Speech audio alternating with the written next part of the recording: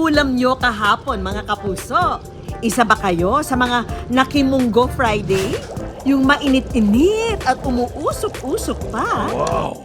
Pero paano kung sabihin ko sa inyo na ang munggo hindi na lang masarap iulam? Abay, pwede rin daw lantakan at imeryenda? Wow! Mahilig din ba kayo sa chicha? Huwag na raw mag-worry dahil may chicha na rin daw na mas pina-healthy. Sing sarap at sing yummy pero good for your health. Ang Mongo Chips. Dito sa Sariaya, Quezon, ang pinapapak ng mga tao, Mongo Chips.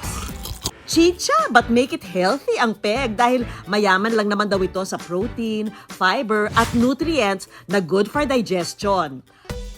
Ang may pakulo niyan, walang iba kundi si Cedric, na hands-on welding trainer ng isang training center sa umaga at certified Mongo Chips maker naman sa gabi.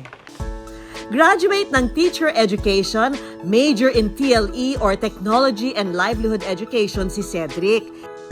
Ito rin daw ang linya ng kanyang tinuturo bilang trainer. Nung bata po kasi kami, tinrain na kami ng magulang namin na humanap ng pagkakakitaan. Dahil hilig ang pagluluto, ito na rin daw ang naisipan niyang gawing stepping stone. Ever since po, mahilig na po talaga akong mag-embento o magluto-luto sa bahay.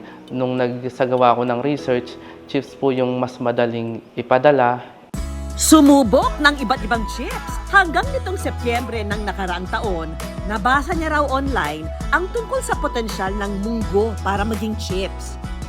Minsan umaabot po ako ng alas 12, madaling araw, bago po matapos sa pag-embento o pag-develop nitong nitong Mongo Chips. Tapos ang kahihinatnan lang po ay mauwi lang po sa hindi maganda yung lasa. Pero si Cedric, hindi raw susuko kahit pa lumuhod siya sa mga butil ng munggo. Matapos ang ilang subok, na perfect niya ito.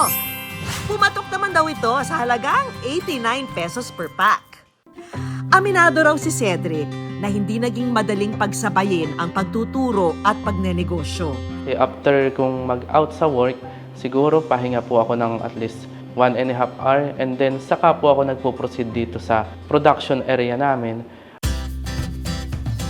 Pinaghalo-halo ang mga ingredient hanggang mabuo ang dough. Ito na po ang kalalabasan ng ating dough. After po masahin, ipa-flatten naman po natin ng mano-mano using rolling pin. And after that, isasalang na po natin sa machine.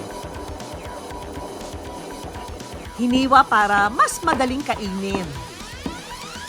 After that, isasalang na po natin sa kumukulong mantika para maprito na po yung ating chips. Hinayaang mag-golden brown, tsaka hinango para lagyan ng flavoring. Merong barbecue, cheese, sour cream, spicy at yung classic version.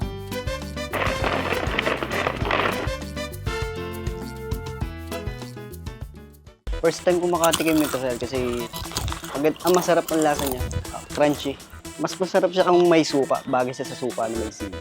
Nung una, hindi ko akalain na ang munggo is pwedeng gawing Mongo Chips pala. Hindi lang pala siya pang gulay talaga. Pwede rin pala siyang maging pamalit para maging parang snacks natin.